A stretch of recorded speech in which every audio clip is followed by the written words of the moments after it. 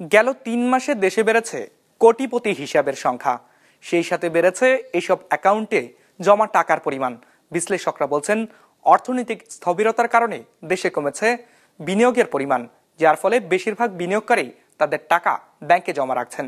এছাড়া আমানতের সুদ হার বাড়ার কারণেও ব্যাংক ব্যবস্থার প্রতি আস্থা বেড়েছে গ্রাহকদের। 250-টিরও বেশি ডিজাইন অপশন নিয়ে ওয়ালটন স্মার্ট ফ্রিজ, বোঝে আপনার প্রয়োজন।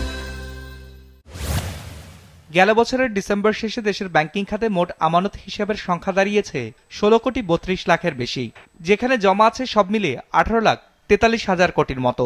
এর মধ্যে 7,75,000 কোটি টাকা বা 41% কোটিপতিদের হিসাবে। বাংলাদেশ ব্যাংকের হালনাগাদ তথ্য অনুযায়ী দেশে 2024-এর অক্টোবর থেকে ডিসেম্বর শেষে কোটি টাকার বেশি জমা আছে এমন অ্যাকাউন্টের সংখ্যা দাঁড়িয়েছে 1,22,000। একই বছরের সেপ্টেম্বর প্রান্তিকে যা ছিল 1,17,000-এর মতো। সে হিসাবে 3 মাসের ব্যবধানে কোটিপতি অ্যাকাউন্টের সংখ্যা বেড়েছে প্রায় 5,000-এর মতো। শুধু হিসাবের সংখ্যাই নয়, বেড়েছে এসব অ্যাকাউন্টে জমা রাখা টাকার পরিমাণও। তথ্য বলছে 3 মাসের ব্যবধানে এসব হিসাবে জমা রাখা টাকার পরিমাণ বেড়েছে 28,000 কোটি টাকার মতো।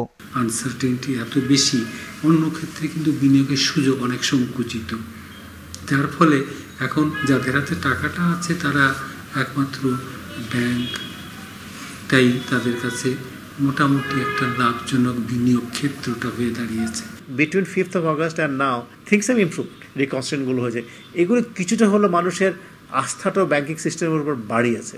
সো আরেকটা যেটা হয়েছে, যেমন ধরেন যে লোকগুলো আগে ধরেন এই যে 10টা ব্যাংকের মধ্যে টাকাগুলো ছিল, সেই টাকাগুলো হয়তো এখন আর ওখানে কিছু টাকা তো ফেরত পেয়েছে, এরা হয়তো এখান থেকে কিছু টাকা এসে এখন ওরা 1-2টা ব্যাংকে রাখতেছে। তো সেগুলো হয়তো আলটিমেটলি আপনার ওই কোটিপতির সংখ্যা হয়তো ওইসব কারণে বাড়তে পারে।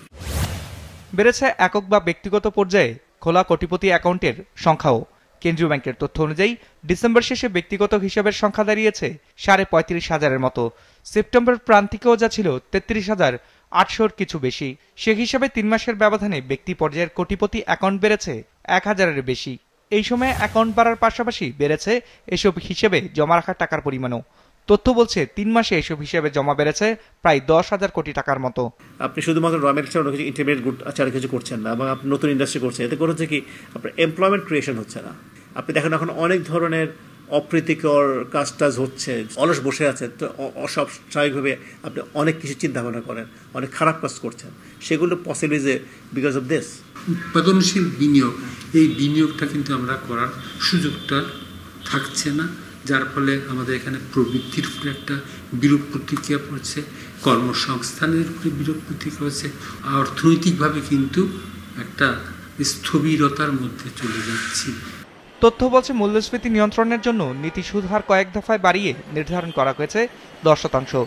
এর প্রভাবে বেড়েছে ব্যাংক ঋণ ও আমানতের সুদ হার। বিজনেস রিপোর্ট, মাছরাঙা টেলিভিশন।